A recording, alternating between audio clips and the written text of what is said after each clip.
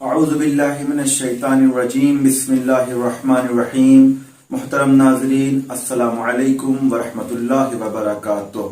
معرفت ٹرسٹ ہلور کے YouTube channel پر آپ سبھی کا استقبال کرتا ہوں۔ میں ہوں سید خوشنود حیدر اور آج ہمارے مہمان ہیں عالی جناب مولانا حجت الاسلام والمسلمین سید محمد حسن صاحب قبلہ امام جمعہ و جماعت ہلور۔ آج کا ہمارا ٹاپک ہے، عنوان ہے ماہ رمضان المبارک اور روزہ۔ ہم قبلہ سے ماہ رمضان المبارک اور روزے کے بارے میں گفتگو کریں گے۔ قبلہ السلام علیکم۔ وعلیکم السلام ورحمۃ اللہ وبرکاتہ۔ قبلہ، آپ ہمارے ناظرین کو یہ بتائیں کہ ماہ رمضان المبارک میں جو لفظ رمضان ہے، کیا یہ دیگر مہینوں کی طرح صرف ایک اس مہینے کا نام ہے یا اس رمضان میں کچھ اور باتیں بھی مضمر ہیں؟ اعوذ باللہ من الشیطان الرجیم بسم اللہ الرحمن الرحیم الحمد للہ والصلاة علی اہلہا اما بعد۔ بہت بہت شکریہ آپ کا کہ آپ نے ہم کو مدعو کیا یہاں پر۔ محترم ناظرین، آپ کی خدمت میں سلام عرض کرتا ہوں۔ سب سے پہلے آپ تمام حضرات کو مبارکباد دیتا ہوں اس مبارک مہینے کی، اس مبارک مہینے میں اعمال کی قبولیت کی، دعاؤں کے مستجاب ہونے کی۔ خدا بند عالم ہم سب کی توفیقات میں اضافہ فرمائے، آمین۔ خصوصی دعا ہے کہ پروردگار عالم اس مہاماری سے، کورونا وائرس سے ہم سب کو نجات دلائے، آمین۔ بہت اچھا سوال آپ نے کیا کہ رمضان اس کی اصل کیا ہے، اس کے لغوی معنی کیا ہیں، کیا صرف یہ ایک مہینے کا نام ہے یا کچھ اور بھی ہے؟ تو آپ کے خدمت میں ناظرین میں عرض کروں کہ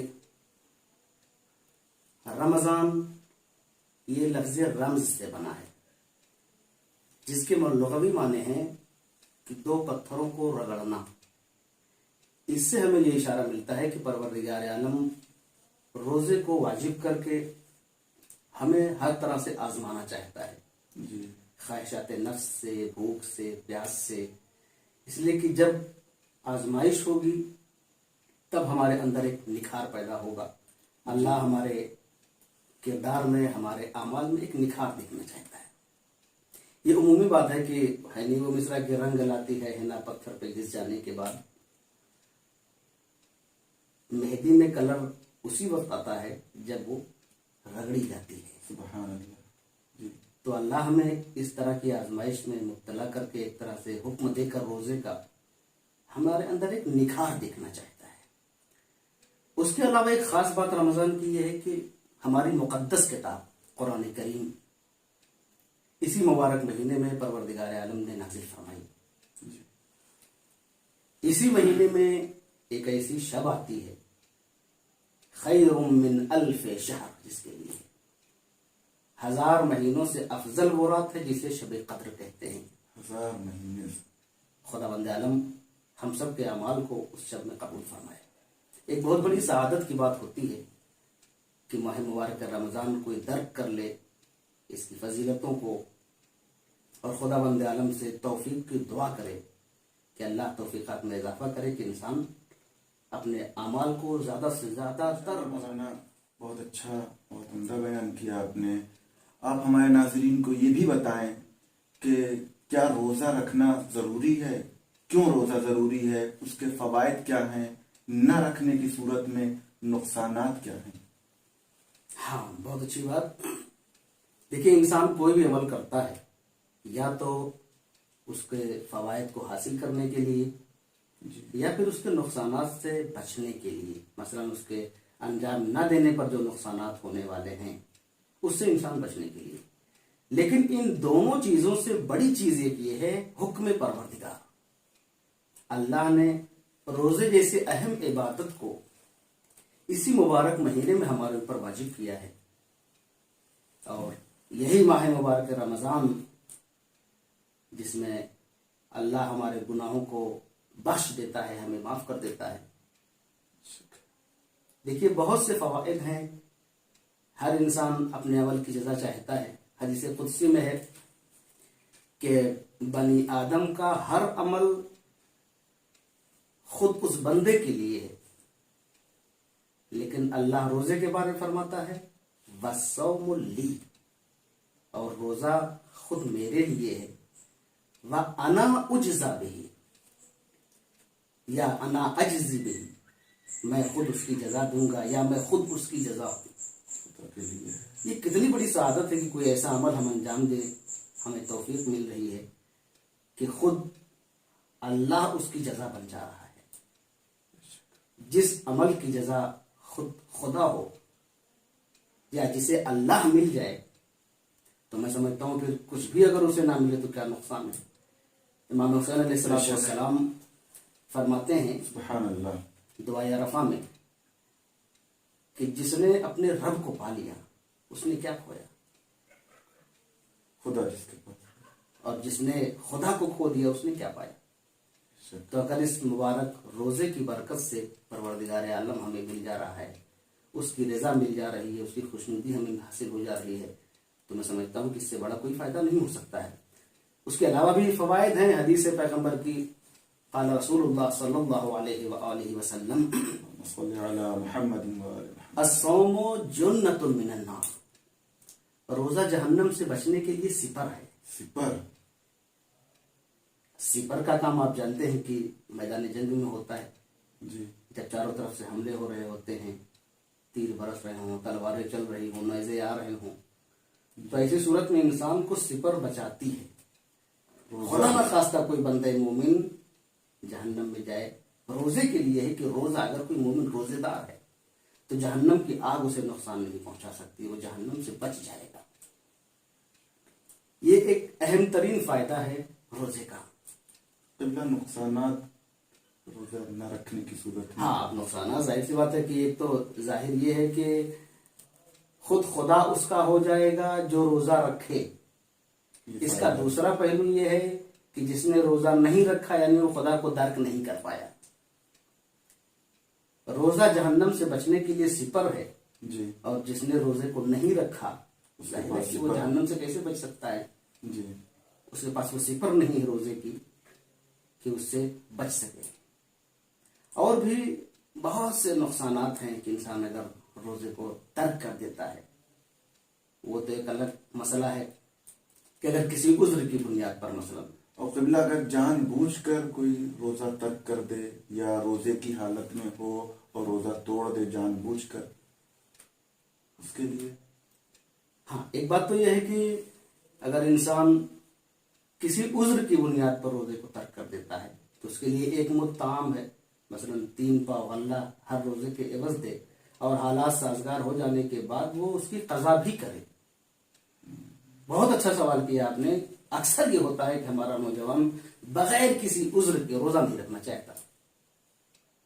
क्या कि बहुत तेज भूख लग रही है इसलिए नहीं रोजा रखते। यही तो आजमाइश है।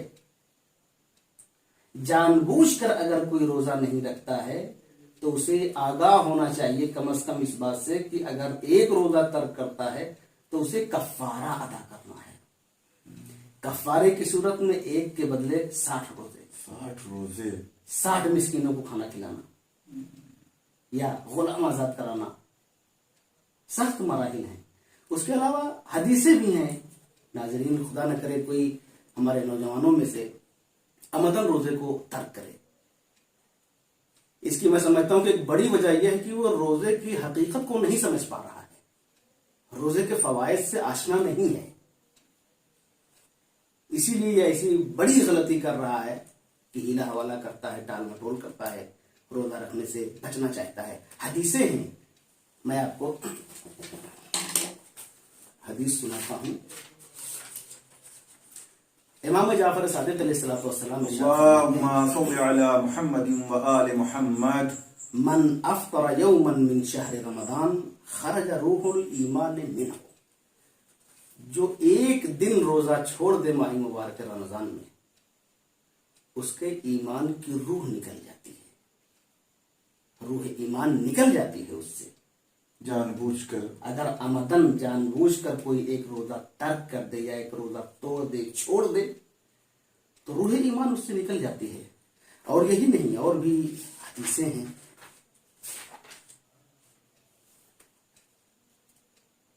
एक इंसान इमाम जाफर सादिक अलैहिस्सलाम के पास आता है अल्लाहुम्मा सल्लि अला मुहम्मदिन व आलि मुहम्मद, और पूछता है कि मौला अगर कोई 3 दिन रोजा न रखे तो उसके लिए क्या हुक्म है? तो आपने इरशाद फरमाया कि उससे दरियाफ्त करो, उससे गुफ्तगू करो, यानी फिर पूछा जाए। अंदाजा लगाओ कि उसकी कैफियत क्या है। अगर वो अपने इस अमल पर नादिम है, यानी उसे वजूद रोजा का एहसास है, अपने आप को गुनहगार समझता है, तब तो उसके लिए गुंजाइश है, मसलन हाकिम शरा उसके ऊपर हद जारी करे, या तौबा इस्तिग़फ़ार उसके लिए है, या उसके लिए कफ़ारे वगैरह हैं, कभी बेदार होना चाहेगा। या अगर कोई फर्क ही नहीं पड़ रहा है उसकी शख्सियत पर, कोई असर ही नहीं हो रहा है उसकी ज़ात पर, 3 रोजा छोड़ गया, 10 रोजा छूट गया, मसलन पूछने पर वो वजूब रोजा का अगर इनकार कर रहा है, तो ऐसी सूरत में वाजिबुल कत्ल है, वो इमाम फरमाते हैं वाजिबुल कत्ल, वाजिबुल कत्ल हो। तो लिहाजा जहां पर फवायद रोजे के हैं, वहीं पर रोजा न रखने के बड़े बड़े नुकसानात भी हैं, जिससे इंसान बच नहीं सकता। माशाअल्लाह क़िबला, बहुत उम्दा बयान रहा आपका। यकीनन हमारे साथ साथ हमारे नाजरीन को भी फायदा हासिल होगा।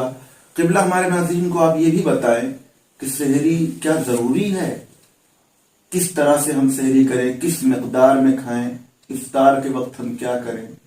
देखिए, बहुत बहुत अच्छी बात है आपने की। उम्मन होता यह है कि लोग इफ्तार करने के बाद इतना ज्यादा खा लेते हैं, या मसलन सहरी में इतना ज्यादा खा लेते हैं कि ना तिलावत का दिल चाहता है, ना नमाज पढ़ने की तबीयत करती है। तो ऐसी सूरत में सहरी वाजिब नहीं है, लेकिन हाँ मुस्तहब है, ताकीदी हुक्म है। भले एक घूंट पानी ही इंसान को न पिए, सहरी करे, लेकिन इस बात का जरूर ख्याल रहे कि इतनी मिकदार में हो कि इंसान अपने अंदर बोझ न महसूस करे। दुआ पढ़ना चाहे तो दुआ पढ़े। अब मसलन सहरी के वक्त जो दुआएं हैं, छोटी बड़ी कई एक दुआएं हैं, तिलावत करना चाहिए, नमाज शब उस वक्त पढ़ना चाहे तो उसे गरानी न महसूस हो, या इफ्तार के बाद इतना ज्यादा ना खा ले मसलन कि उसको फिर सो जाने का दिल चाहे, लेट जाने का दिल चाहे, कुरान पढ़ना चाहे, तिलावत करना चाहे, या कुछ तफसीर पढ़ना चाहे, हदीस पढ़ना चाहे। तो ऐसी सूरत में उसको ख्याल रखना चाहिए कि पुरखोरी का वो शिकार ना होने पाए। हदीस इसके बारे में भी है कि रसूलुल्लाह सल्लल्लाहु अलैहि वसल्लम इरशाद फरमाते हैं, ला तशबउ फयदफा नूर अल मारिफते मिन कुलूबिकुम। रोजे के लिए खास तौर से यह है, सहरी और इफ्तारी के लिए, कि अपने पेट को बहुत ज्यादा न भर लो, इससे मारिफत का नूर बुझ जाता है, मारिफत का नूर बुझ जाता है। लिहाजा हमें इस बात पर खास तवज्जो करनी चाहिए कि इतनी ही मिकदार में, ये कतई न सोचें इतनी ही मिकदार में सहरी या इफ्तारी हो कि हम अज़कार से महरूम न होने पाए। ये ना सोचें कि ज्यादा खा लेंगे तो पूरे दिन भूख नहीं लगेगी। भूख और प्यास से बचने के लिए सहरी न करें। हाँ, अलबत्ता जरूर है कि कुछ न कुछ तक़वियत सहरी से जरूर मिलती है, जिस्मानी एतबार से भी, बल्कि उस आजमाइश के लिए, भूख और प्यास बर्दाश्त करने के लिए अपने इरादे को मजबूत करें। रोजा असलन कुव्वत इरादे के मजबूत होने का नाम है जी। उसके अलावा देखिए, होता क्या है कि इंसान बहुत ज्यादा अगर खा पी लेगा तो तिलावत में दिल नहीं चाहेगा। अच्छा, तिलावत बहुत अहम चीज है रोजे में। हदीस है, खुद पैगंबर ने खुतबे में भी अपने इरशाद फरमाया है कि रोजे में जो एक आयत की तिलावत करे, आम दिनों में पूरे कुरान के पढ़ने के सवाब के बराबर, पूरे कुरान के पढ़ने के सवाब के बराबर है अगर कोई हालत रोजा में एक आयत की तिलावत करता है। हाँ, लेकिन नाज़रीन से मैं ये कहना चाहूंगा कि सिर्फ रस्मी तौर पर कुरान करीम की तिलावत न करें, बल्कि उसके तर्जुमे की तरफ मुतवज्जे हों, तफसीर पढ़ें कुरान करीम की, गौर खौज करें कि आखिर अल्लाह कहना क्या चाह रहा है इन आयतों में। अपनी मारिफत में इजाफा करें, इल्म में इजाफा करें। इमाम जाफर सदिक अलैहिस्सलाम आपसे तरतील कुरान के बारे में पूछा गया तो आपने फरमाया کہ ترتیل صرف ظاہری ترتیل پر اکتفا نہیں کرنی چاہیے کہ صحیح سے حروف ادا ہو جائیں، اچھی لہن میں انسان پڑھ لے، اہل زبان کی طرز پر تلاوت کر لے، یہ سب ترتیل میں ہے، لیکن فرماتے ہیں اصل ترتیل یا معنوی ترتیل اگر کہا جائے تو بہتر ہوگا کہ انسان جس وقت قرآن کریم کی تلاوت کرے، اگر جنت کا ذکر ہو رہا ہے تو ترتیل کا مطلب یہ ہے کہ انسان کے اندر شوق پیدا ہو کہ جنت کیسے حاصل کی جا سکتی ہے۔ ترتیل کا مطلب یہ ہے کہ تلاوت کرتے کرتے اگر عذاب الہی کی بات آ جائے، جہنم کی بات آ جائے، غور فرمائیں تو انسان غور کرے، کہیں ایسا تو نہیں کہ ہم ان گناہوں کا ارتکاب کر رہے ہیں جس سے ہم جہنم میں جا سکتے ہیں، اور جہنم سے بچنے کی کوشش کرے گا انسان۔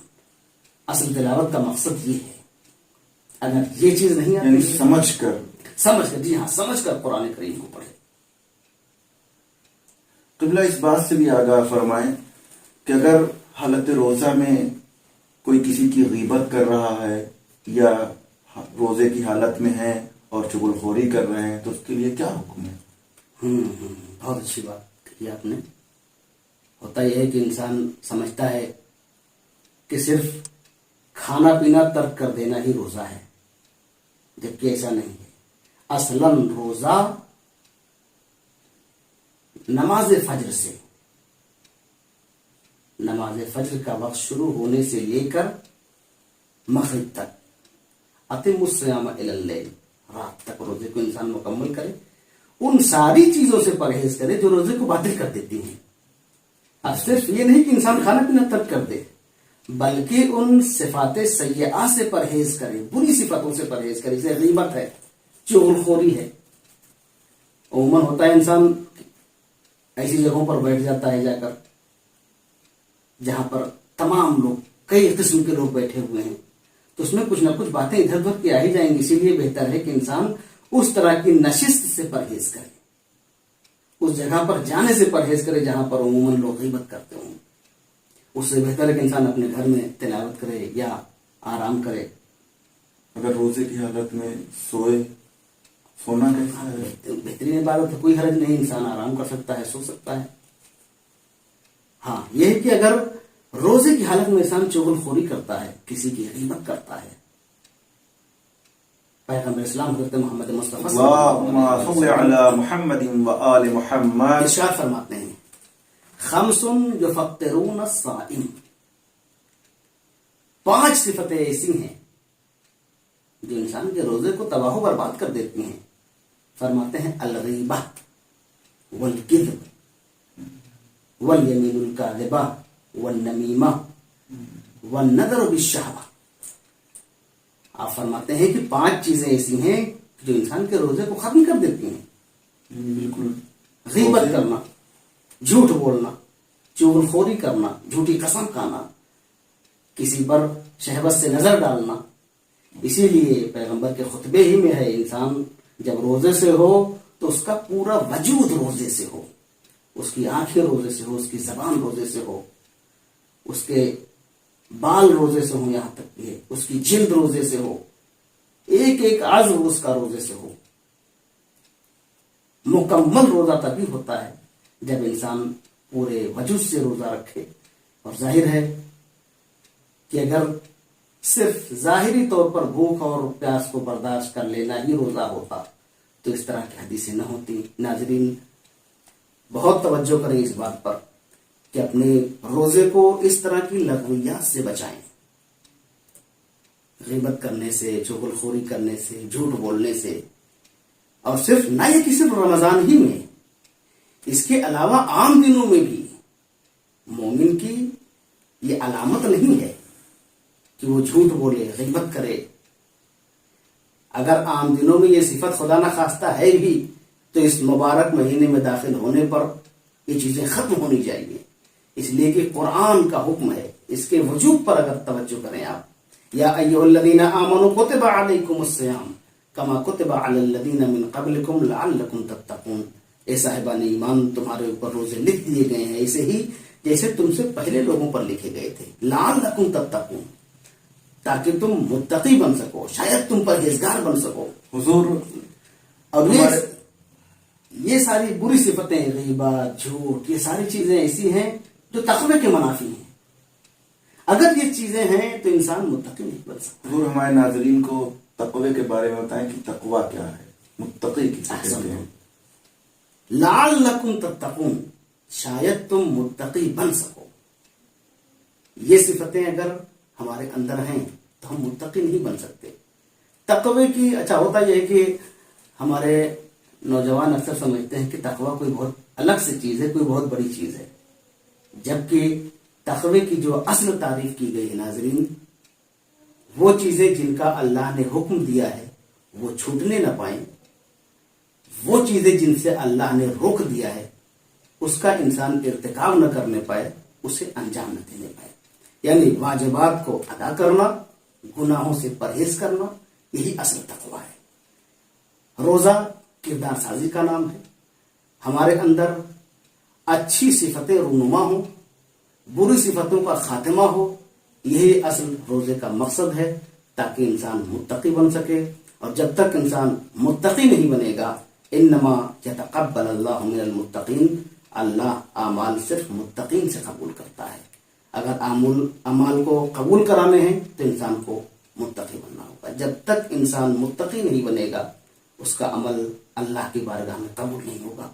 ہم دعا کرتے ہیں کہ پروردگار عالم ہم سب کی توفیقات میں اضافہ فرمائے، آمین. ہمارے اعمال کو قبول کرے. السلام علیکم ورحمۃ اللہ وبرکاتہ. میں آپ کا شکریہ ادا کرتا ہوں اور ناظرین آپ کا بھی شکریہ ادا کرتا ہوں. اسی طرح انشاءاللہ کل ایک جدید موضوع کے ساتھ رات 10 بجے ہم پھر حاضر ہوں گے. والسلام، خدا حافظ.